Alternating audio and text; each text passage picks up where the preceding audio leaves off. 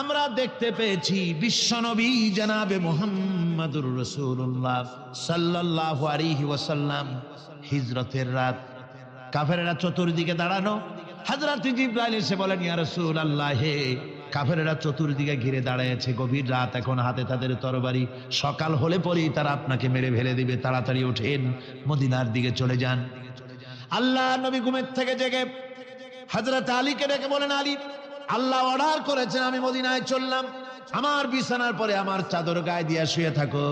হযরত আলী বলেন, আল্লাহর হাবিব, আপনার চাদর গায়ে দিয়ে ঘুমিয়ে থাকবো, সকালবেলায় কাফির বেঈমানেরা আপনার বিছানার পরে আপনার চাদর গায়ে দেওয়া অবস্থায় আমি আলীকে তারা মুহাম্মদ মনে করবে, আর আমি আলীকে নবী মনে করে তারা তাদের তরবারি দিয়া কেটে কেটে টুকরা টুকরা করে আমারে বিদায় করে দেবে দুনিয়া থেকে। এতটুকুনো পরোয়া করি না, বরং আমার দিলের মধ্যে এটাই তৃপ্তি থাকবে যে আমি আলীর জীবনের বিনিময় আল্লাহর হাবিব দুনিয়ায় বেঁচে আছেন। নবীজি ঘরের থেকে বেরোলেন, চতুর্দিকে কাফেররা দাঁড়ানো। আল্লাহ নবী হাতে এক মুষ্টি বালু হাতে নিয়ে শাহাতেল ওযু পড়ে 3 বার দম করে বালুগুলো ছেড়ে দিলেন। বালিগুলি ঘরের চতুর্দিকে কাফেরদের চোখে চলে গেল। পরবর্তী সময় রব্বুল আলামিন ডেকে বলেন, নবীরে, বালি যখন নিক্ষেপ আপনি করেছিলেন, ধুলাগুলি আপনি তো শুধু নিক্ষেপ করেছিলেন, কিন্তু চতুর্দিকে কাফেরদের চোখে গেল কেমনে? একদিকে মেরেছিলেন, সেই দিকেই তো যাওয়ার কথা ছিল, চতুর্দিকের কাফেরের চোখে চোখে সেগুলো পৌঁছে গেল কেমনে? রামাইতা ইদ রামাইতা ওয়ালাকিন্নাল্লাহ রামা। আপনি নিক্ষেপ করেন নাই, যখন আপনি নিক্ষেপ করেছিলেন আপনি তো শুধু বালু কণা ছেড়েছেন, আর ওই বালু কণাগুলি ঘরের চতুর্দিকে সব কাফেরদের চোখে পৌঁছবার দায়িত্ব আমার কুদরত গ্রহণ করেছিল।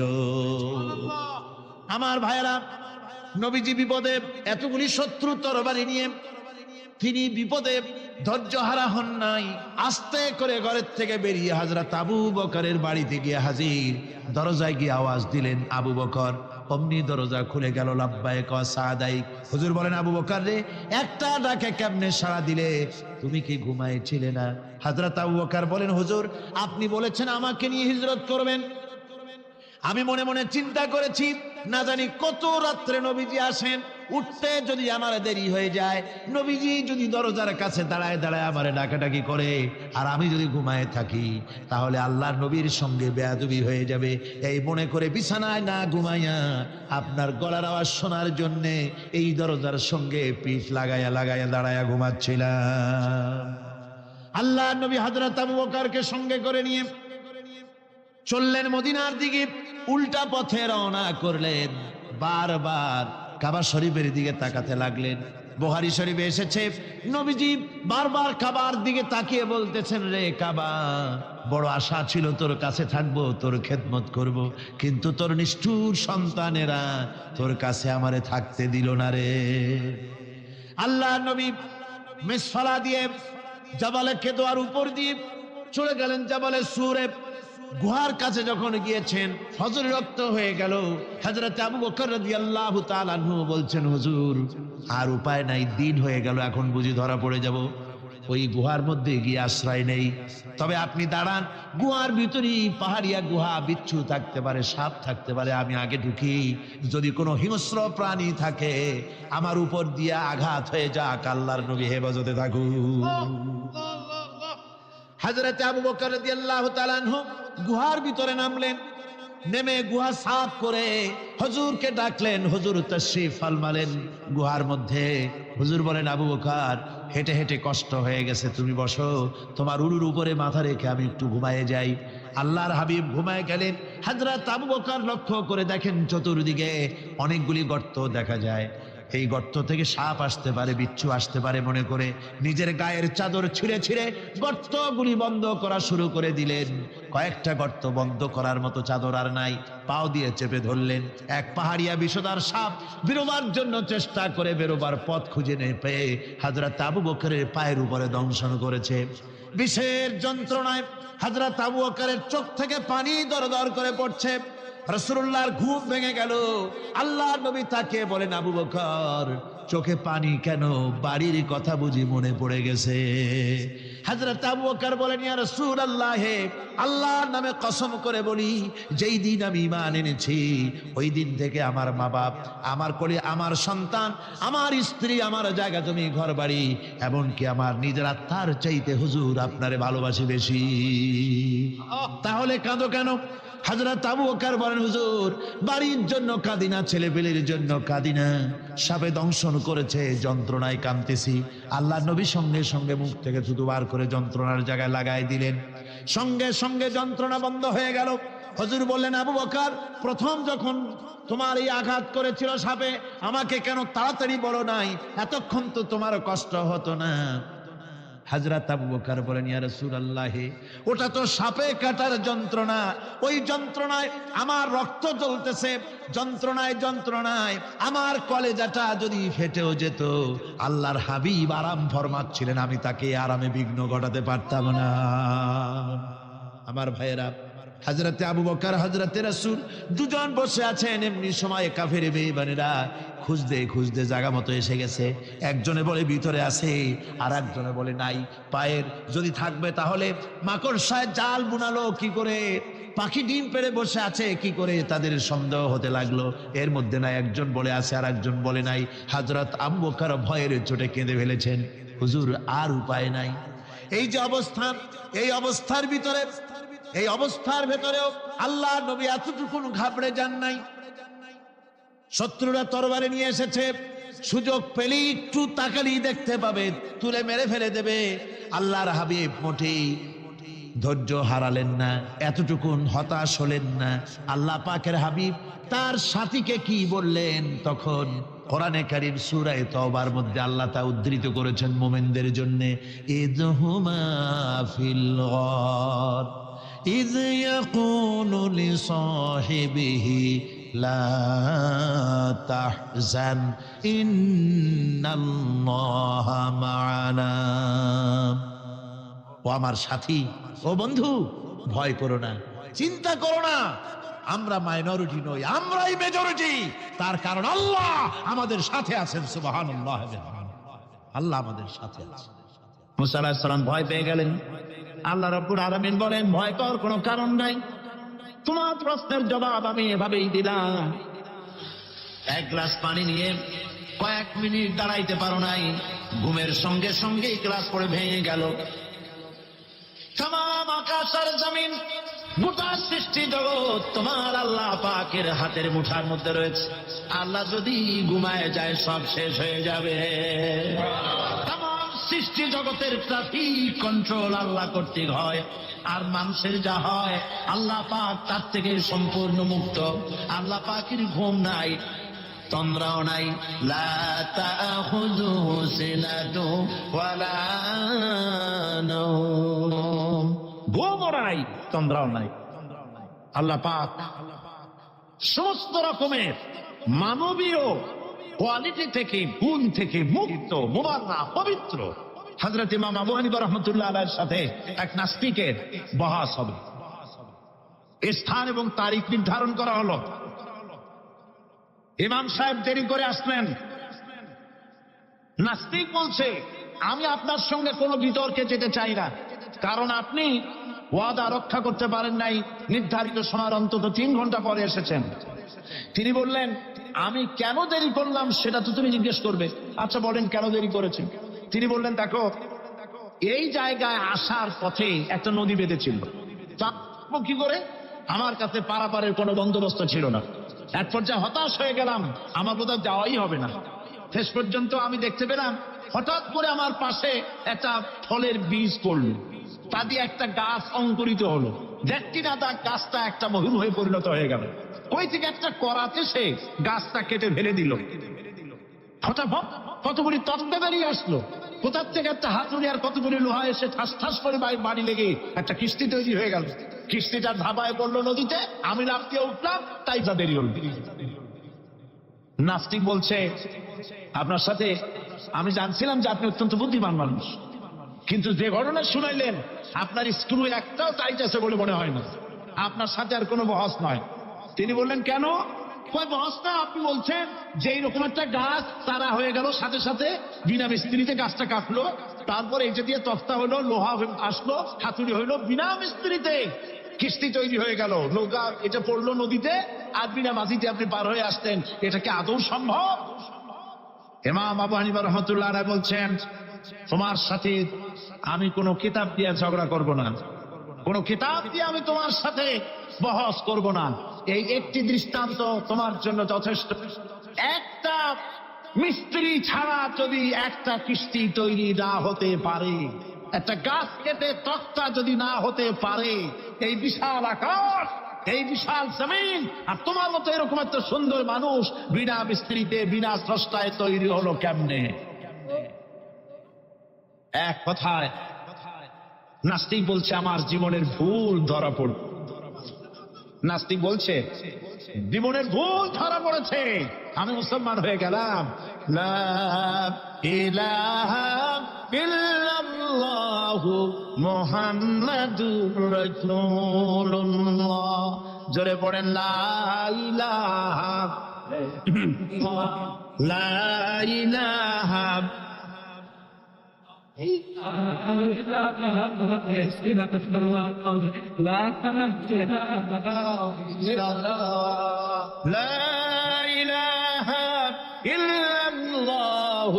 মুহাম্মাদুর রাসূলুল্লাহ।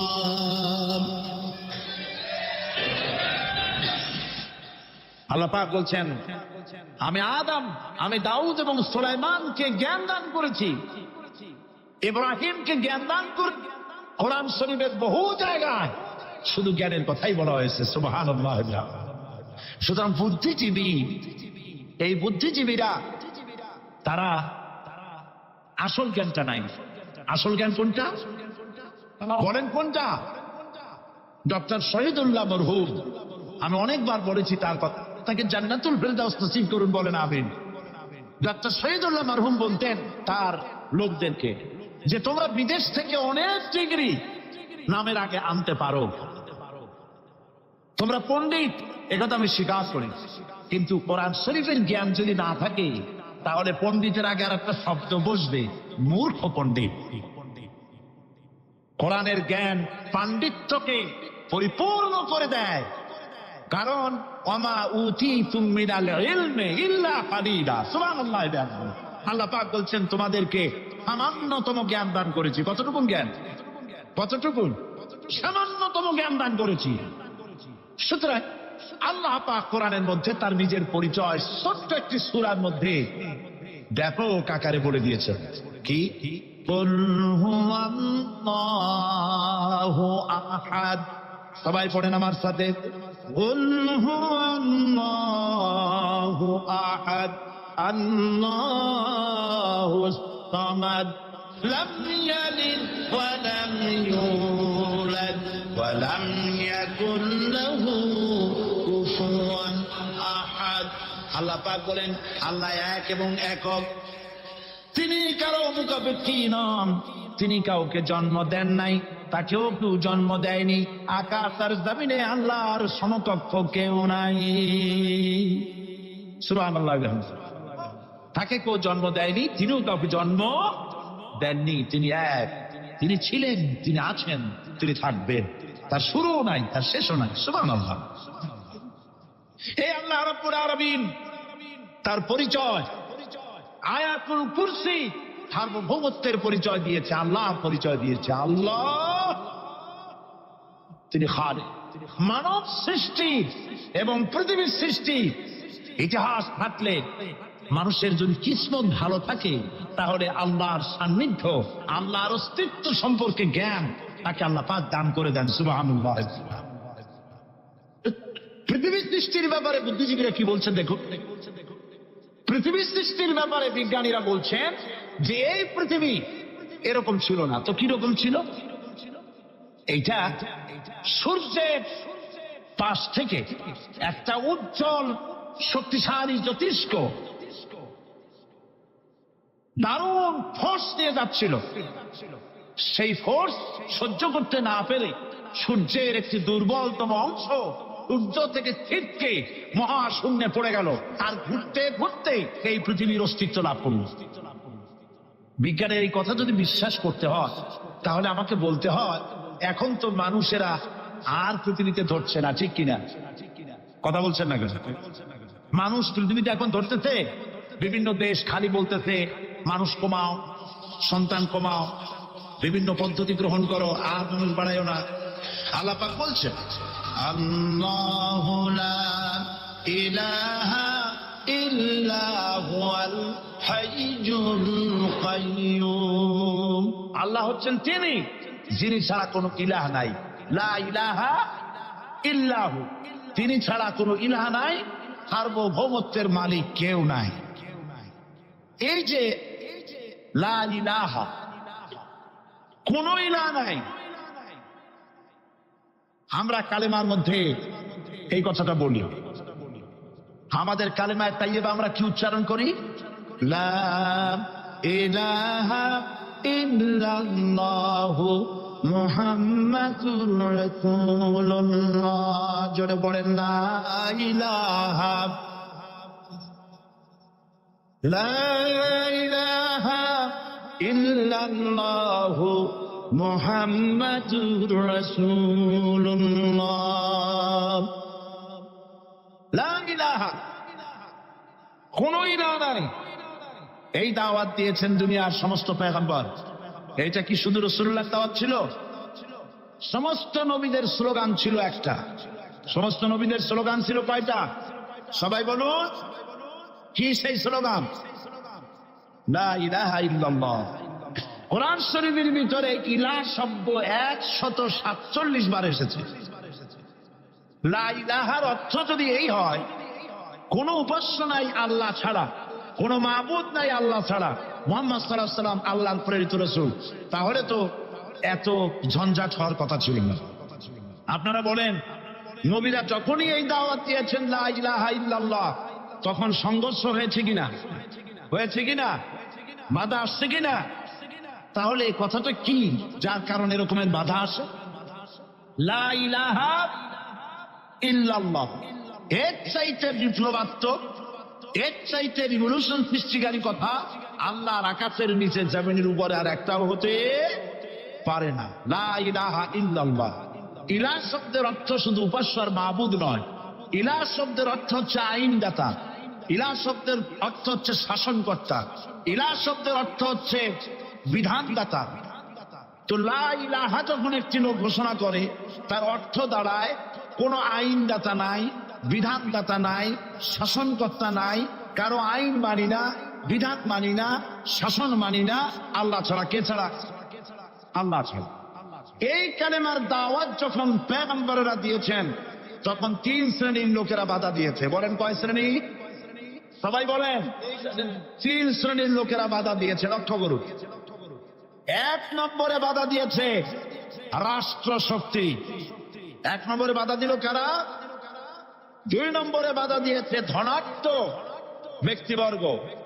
3 নম্বরে বাধা দিয়েছে যারা কায়েমি স্বার্থবাদী ধর্মীয় শক্তি।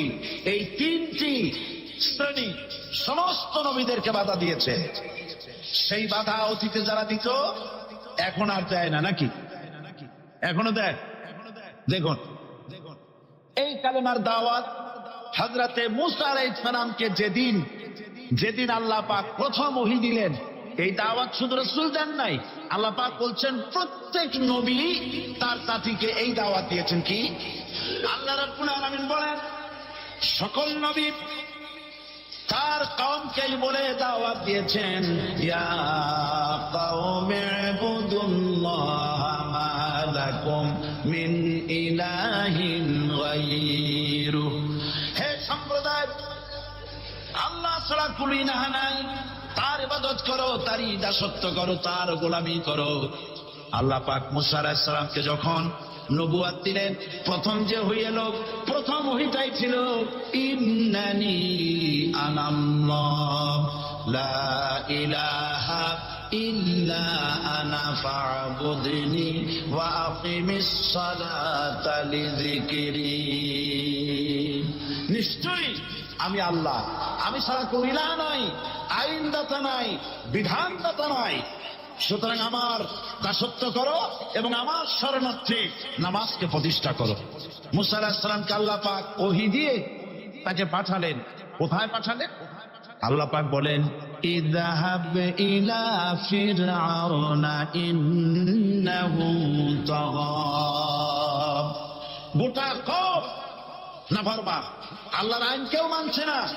গোটা কওমের কাছে না যাইয়া আল্লাহ পাক সর্বপ্রথম মুসা আলাইহিস সালামকে দাওয়াত নিয়ে কার কাছে পাঠালেন? ফেরাউনের কাছে। কারণ ফেরাউন হচ্ছে রাষ্ট্রশাসক। ফেরাউন কি? রাষ্ট্রশাসক। হযরতে মুসা আলাইহিস সালাম ফেরাউনের কাছে গেলেন, আর দাওয়াত দিলেন, ফেরাউন পড়ে নাও, লা ইলাহা ইল্লাল্লাহ। একটি কথা আপনাদের মনে রাখতে হবে, দুনিয়ার কোন ফেরাউন, কোন নমরুদ, কোন সাদ্দাত, কোন হামান কেউ বলে নাই যে আমি আল্লাহ, আমি রাজ্জাক, আমি খালেক, আমি পৃথিবীর সৃষ্টি করেছি। কথা কেউ বলেছে? কেউ বলে নাই। কি বলেছে তারা? ফেরাউন বলেছে, মা আলিমতু লাকুম মিন ইলাহিন গায়রি, আমি তো জানি না আমি ছাড়া আরো কোনো ইলাহ আছে, এ কথা আমার জানা নাই। সুতরাং আমি হচ্ছি ইলাহ, আর তুমি বলছো লা ইলাহা। তার মানে হচ্ছে ওই সময় পয়গম্বরেরা, আল্লাহর নবীর সাহাবীরা, তারা জানতেন যে আমরা কিসের দাওয়াত দেই, আর যারা শুনতো তারাও বুঝতো কিসের দাওয়াত শুনতেছি। আজ আমার দেশে একই কালেমার দাওয়াত দেওয়া হয়, কিন্তু মানুষেরা বুঝতে পারে না কি শুনতেছি। ভাষা জানার ব্যাপারে, বোঝার ব্যাপারে হলো আসল বিষয়। এটা বুঝাতে গিয়ে আমি মাঝে মধ্যে একটা দৃষ্টান্ত দেই এভাবে। একজনের একটা রেশনের দোকান ছিল, সেই দোকানে তার একটা ময়না পাখি ছিল। আর ময়না পাখিকে কথা শেখানো যায় সেটা তো আপনারা জানেন। জি, ময়নাকে শিখাইছে যে লাইন করুন, এক এক করে আসুন। ময়না এই কথা শিখেছে। সকালবেলায় যখন রেশনের দোকানে ভিড় পড়ে গেছে, তখন ওই পাখি খাঁচার মধ্যে বসে বলছে লাইন করুন, এক এক করে আসুন। একদিন খাঁচার দরজা খোলা পেয়ে পাখি উড়ে গিয়ে গাছের ডালে বসেছে। আশেপাশে যত পাখি ছিল তারা চিন্তা করলো এইরকম পাখি তো কখনো দেখি নেই। ময়না তো দেখতে কাকের মতো না, শালিকের মতো না, দেখতে একটা ভিন্ন রকম। ওরা এসে চতুর্দিক থেকে এই নবান্ত, এই যে নতুন এসেছে, ওরে ঠোকরানো শুরু করেছে চতুর্দিক থেকে। ঠোকরানি খেয়ে ময়না বলতেছে লাইন করুন, এক এক করে আসুন। এখন ময়না তো বোঝে না যে কি বলতেছি, আর যে পাখিরা ঠোকরাচ্ছে তারাও তো বোঝে না যে কি শুনতেছি। ময়না যদি বুঝতো যে আমি কি বলি, সবাই মিলে ঠোকরায়, তাই দান পাচ্ছে না। লাইন করে ঠোকরাইনি তো কলজে যাবে, সব ফড়ে ধরে চলে যায়, বুঝতে নাই। আমাদের অবস্থা তাই হয়েছে। সুতরাং এই কালেমার দাওয়াত যখন হযরতে মুসা আলাইহিস সালাম দিলেন, ফিরআউন বলল আমি তো জানি না যে আমি ছাড়া আরো কোন ইলাহ আছে, আইনদাতা তো আমি, তুমি নতুন কোথা থেকে আইনদাতা নিয়ে আসছো?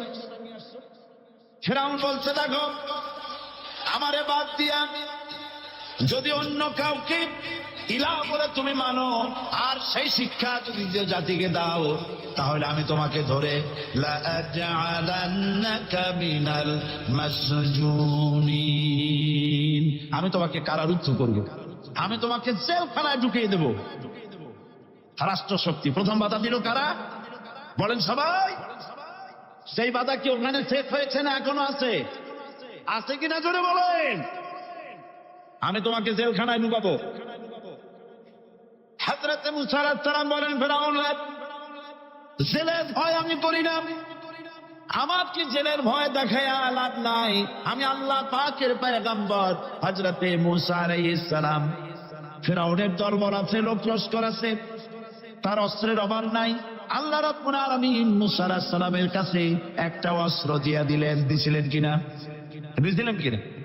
আল্লাহ পাক হযরত মুসাকে বলেছেন, ওয়া মা তিলকা বিয়ামিনিকা ইয়া মুসা, মুসা রে তোমার হাতে ওটা কি? মুসা আলাইহিস সালাম বললেন এটা লাঠি। আল্লাহ পাক বললেন ফেলে দাও লাঠি। লাঠি ফালায় দিলেন। কি হয়ে গেল? হিয়া আইয়াতুন তাসআ, লাঠি হয়ে গেল। এখন লাঠি পড়ে সাপ হয়ে গেল। সাপ দেখে নবী হোক, বলি হোক, সাবি হোক আর আলেম হোক, সাপ দেখলে ভয় করে না মানুষের? মুসা আলাইহিস সালাম ভয় পেয়েছে।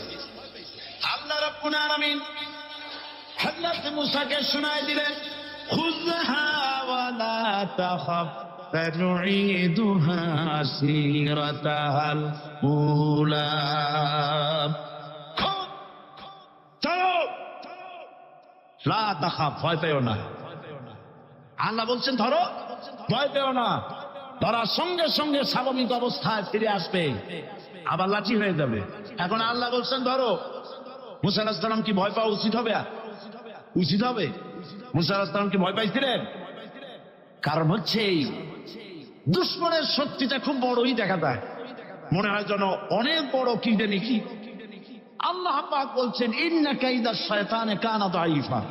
শয়তানের চক্রান্ত যতই তুমি মনে করো অনেক ষড়যন্ত্রের জাল বিস্তার হয়ে আছে, আল্লাহ কয় কিছুই না, যাই হোক অত্যন্ত দুর্বল। আল্লাহ পাক বললেন ধরো।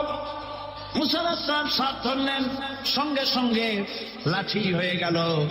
ফিরআউন বরদাস্ত করলো না, রাষ্ট্রশক্তির পক্ষ থেকে আক্রমণ শুরু হলো। অপরাধ কি? মুসা আলাইহিস সালামের অপরাধ কি? কি অপরাধ? মাশাআল্লাহ, বুঝতে পেরেছেন। অপরাধ হচ্ছে তিনি বলেছেন লা ইলাহা, ধরে বলেন লা ইলাহা ইল্লাল্লাহ। এই কালেমাকে আজ আমরা ভিক্ষার গুলি বানাইছি। এটা হলো সার্বভৌমত্বের গুলি, এটা হচ্ছে আল্লাহ পাকের সার্বভৌমত্বের কথা। আজ আমরা মানুষের কাছে আমরা শুনি, মানুষেরা ভিক্ষা চায়, লা ইলাহা ইল্লাল্লাহ, এক মুঠ চাউল দেন, লা ইলাহা ইল্লাল্লাহ 10 খান পাই দেন। এই হচ্ছে কালেমা জিকির। আবার কেউ তো জিকির করতেছে লা ইলাহা আস্তে, ইল্লাল্লাহ জোরে, এমন জোরে কলব সাফ করে, কলব তাতে থাকলেও পারে গেলেও পারে। এই কালেমার এর আঘাত পয়গম্বররা মেরেছেন। হযরত মুসা আলাইহিস সালাম যখন বলেছেন লা ইলাহা ইল্লাল্লাহ, এই ধাক্কা ফিরআউন বরদাস্ত করতে পারে নাই। দরিয়ায় নীলের ভিতরে আল্লাহ পাক ডুবাই শেষ করে দিয়েছেন, দেন নাই? হযরত মুসা আলাইহিস সালাম তার উম্মতেরা দরিয়ার পাশে বসে দ্বীনি কথাবার্তা বলতেছেন। এমন সময় ফিরআউন, তার শত্রু হচ্ছে মুসা আলাইহিস সালাম। শত্রু কেন? মুসা কি ফিরআউনের পাকা ধানে মই দিয়েছে নাকি? বলেন আপনারা, তার হালের গরু পিটায় মারছে নাকি? অপরাধ হলো তিনি আল্লাহর জমিনে আল্লাহর আইন প্রতিষ্ঠার কথা বলেছেন। এই শুধুমাত্র এই অপরাধে ফিরআউন তার দলবল নিয়ে 3 দিক থেকে আক্রমণ করেছে। মুসা আলাইহিস সালামের উম্মতেরা ভয় পেয়ে গেছেন। তারা বলছেন ইন্না লামুদরাকুন, আমরা পাকড়াও হয়ে গেছি। 3 দিকে সারাশি আক্রমণ, 3 দিকে শত্রু, একদিকে দরিয়া, পালাবার রাস্তা আছে? হযরত মুসা আলাইহিস সালাম ভয় পেয়ে গেলেন, সারেন্ডার করলেন না। হযরত মুসা আলাইহিস সালাম বললেন কাল্লা, কখনো নয়, ভয় পাওয়ার কোনো কারণ নাই। রব্বি সায়াহদিন, অবশ্যই আমার রব আমার জন্য রাস্তা করে দিবে।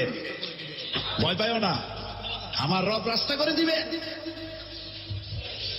আল্লাহ রাব্বুল আলামিন হযরত মুসা আলাইহিস সালামকে অর্ডার করলেন, হাতের লাঠি দিয়া দরিয়ার উপরে আঘাত করো। হযরত মুসা আলাইহিস সালাম দরিয়ার উপর আঘাত করলেন। রাস্তা ছিল দরকার একটা, এক বাড়িতে আল্লাহর হুকুমে লাঠি দিয়ে একটি আঘাত করার সঙ্গে সঙ্গে হযরত মুসার তার সঙ্গী সাথী দরিয়া পার হওয়ার জন্য দরিয়ার মধ্যে দিয়ে আল্লাহ 12টা রাস্তা পয়দা করে দিলেন। সে আল্লাহ আছে না নাই? এত আসতে বলুন কেন? ভয় পাওয়ার কারণ আছে? রাষ্ট্র শক্তি বাধা দিয়েছে সমস্ত নবীদেরকে। কেন? নবীদের চরিত্র খারাপ? জোরে বলেন, নবীদের চরিত্র খারাপ? নবীদের চাইতে মাসুম বেগুনাহ উন্নত চরিত্রের মানুষ আল্লাহ আকাশের নিচের জমিনের উপরে আর হয় না। তোমরা যে সামনে তাদের পিছনে দৌড়াও, অমুকের সৈনিক, নেতা নেতা করে মরো। এইসব নেতা তাদের পিছনে দৌড়াও। এই নেতাগুলি, আমি জিজ্ঞেস করি আপনাদেরকে, এই নেতাগুলি জীবনে একবারও জেনা করে নাই। এ ব্যাপারে অনুসারীরা আপনারা কি নিশ্চিত? মিথ্যা কথা জীবনেও কয় নাই, প্রতারণা করে নাই, হাতটা করে নাই, বিদ্রুপ করে নাই, মদ খায় নাই, মানুষ হত্যা করে নাই। কিসের নেতা? নেতা হচ্ছেন সেই ব্যক্তি যিনি বলেছেন, ও আমার স্ত্রীরা, ও আমার সাহাবীরা, রাতের আধারে আমার মধ্যে যা আচরণ দেখতে পাও, দিনের আলোতে আমার মধ্যে যা দেখতে পাও, সবগুলি খুলে খুলে মানুষের কাছে বলে দাও। তার নাম বিশ্বনবী মুহাম্মদ রাসূলুল্লাহ সাল্লাল্লাহু আলাইহি ওয়াসাল্লাম।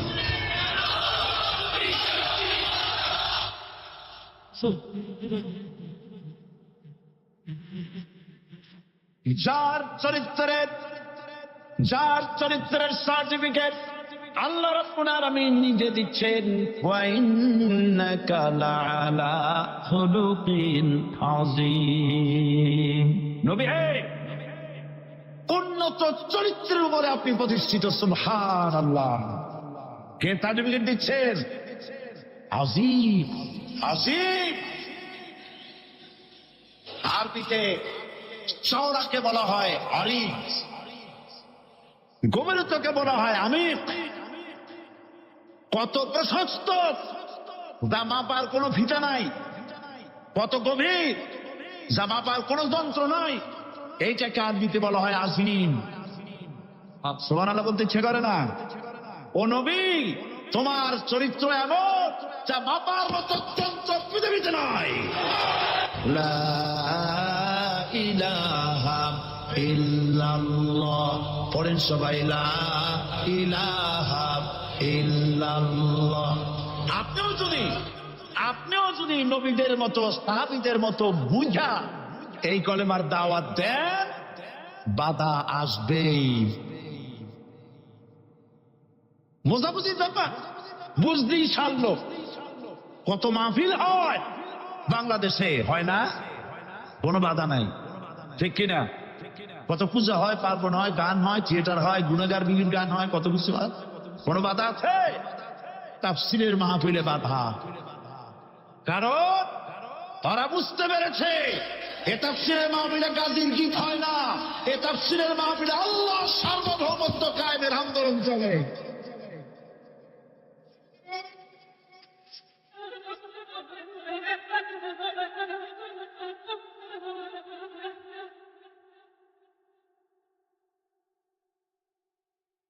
বিশ্বকবি আল্লামা ইকবাল কি সুন্দর করে বলেছেন, আজ ভি হো জো ইব্রাহিম কা ইমাম पैदा आप कर सकती है एक अंदाजे गुलिस्तां पैदा। ইব্রাহিমের ঈমান যদি আজও কোথাও হয় বিদ্যমান, করতে পারেন অগ্নিকুণ্ডে খুব সুন্নত এক গুলিস্তান। এখনো যদি ইব্রাহিমের সন্তানদেরকে আগুনের মধ্যে ফেলে দেওয়া হয়, আর ইব্রাহিম ইমাম যদি থাকে, আগুনকে ফুলের বাগান বানাবার ক্ষমতা আল্লাহর আছে। চিরকাল আল্লাহ পাক এই কালেমাকে দিয়েছেন আল্লাহর সার্বভৌমত্বকে প্রতিষ্ঠা করার জন্য। আয়াতুল কুরসি শুধু পড়ে বুকে ঢু দেওয়ার জন্য নয়। পড়ে বাবা, আল্লাহু লা ইলাহা ইল্লা হুয়াল হাইয়ুল কাইয়্যুম। দুনিয়ার সমস্ত পয়গম্বর অত্যাচারিত হলেন, শুধু তাই নয়, বিশ্বনবী আখির জামানার পয়গম্বর নবী মুহাম্মদ রাসূলুল্লাহ সাল্লাল্লাহু আলাইহি ওয়াসাল্লাম জাতির কাছে আসলেন। তিনি এসে বললেন, ইয়া আইয়ুহান নাস কুলু লা ইলাহা ইল্লাল্লাহ। প্রথম দাওয়াত, প্রথম দাওয়াত। শুনছেন কথা?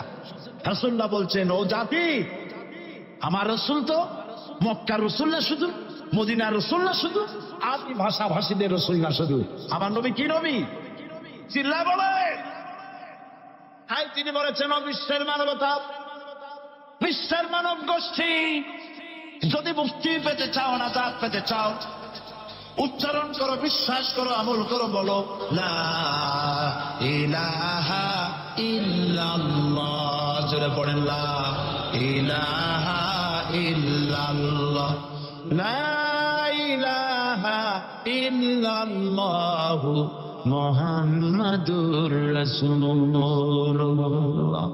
কোরআনে কারীমের ভিতরে আয়াতুল কুরসির মধ্যে বলে দিয়েছেন আল্লাহু লা ইলাহা ইল্লা হুয়াল হাইয়ুল কাইয়্যুম। প্রাণ খুলে সবাই পড়েন, বসা মানুষ দাঁড়ানো মানুষ।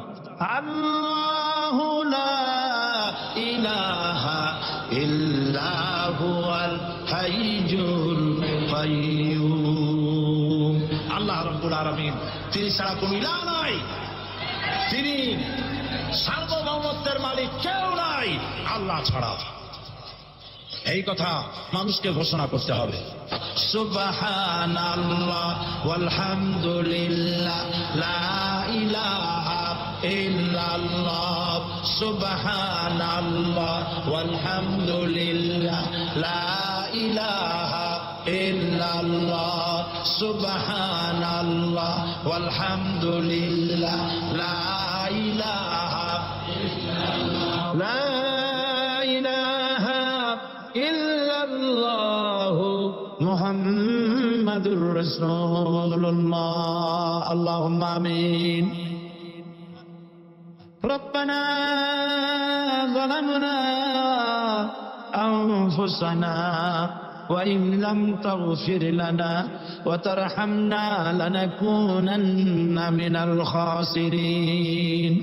সবাই পড়েন আমার সাথে, রব্বানা যালামনা আনফুসানা ওয়া ইন লাম তাগফির লানা ওয়া তারহামনা লানাকুনান্না মিনাল খাসিরিন।